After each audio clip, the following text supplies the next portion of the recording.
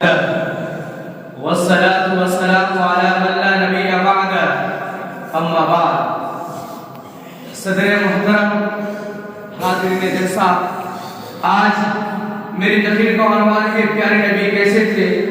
میں حیران ہوں بات کہاں سے شروع کروں، کیا بیان کروں کیا نہ بیان کروں، کیسے بیان کروں کس طرح بیان کروں، وہ زبان و طاقت وہ صلاحیت وہ استعداد کہاں سے لاؤں جس سے نبی کریم صلی اللہ علیہ وسلم کے اوصاف کاملہ اخلاق فاضلہ اور خصائل حمیدہ کے بیان کرنے کا حق ادا ہو سکے۔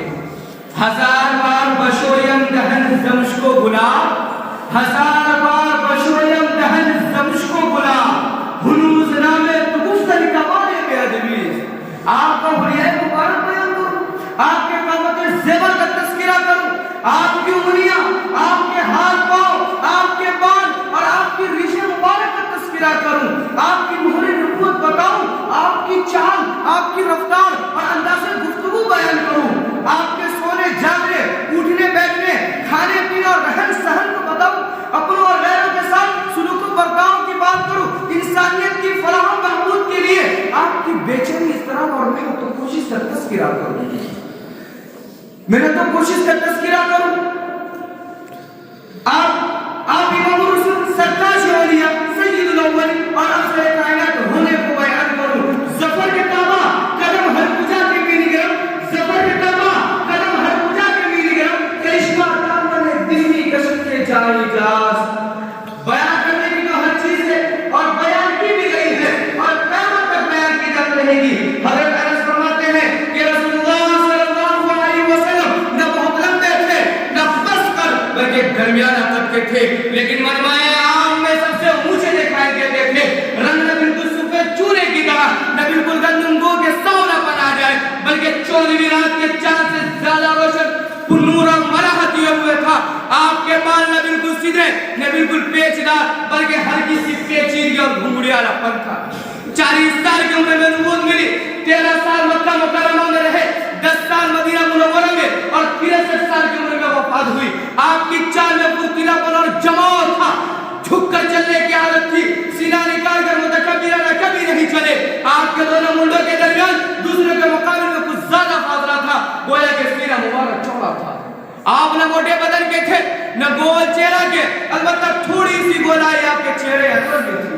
دونوں آنکھیں نہایت سیاہ اور پلکیں دراز تھی، جوڑوں کے ملنے کی ہڈیاں موٹی اور پرگوش تھی۔ جب آپ کسی کی طرف متوجہ ہوتے تو صرف گردن نہیں گھماتے بلکہ رخ بھی اسی کی طرف کر کے پورے بدن سے اس طرف ہو جاتے تھے۔ آپ کے دونوں مبارک شانوں کے درمیان مہر نبوت تھی۔ صحابہ کرام بیان کرتے ہیں کہ حضور کے پسینے سے زیادہ کوئی چیز خوشبودار نہیں تھی اور ہم نے آپ سے زیادہ حسین کبھی کوئی چیز نہیں دیکھی۔ آپ سب سے زیادہ صفیہ دریا دل تھے، سب سے بہادر، سب سے زیادہ سچے، سب سے زیادہ نرم طبیعت والے، سب سے زیادہ شریف گھرانے والے، جو آپ کو اچانک دیکھتا آپ کے جمال و جلال سے حیبت زدہ اور مغرور ہو جاتا۔ آپ جیسا صاحب کمال نہ دنیا نے کبھی دیکھا اور نہ دیکھے گی۔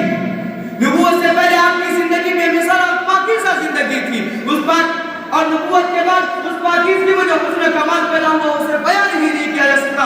فقط لبثت فیکم عمرا من قبلہ افلا تعقلون۔ میں تم میں سے ایک بڑی عمر گزار چکا ہوں، کیا تم سمجھتے نہیں؟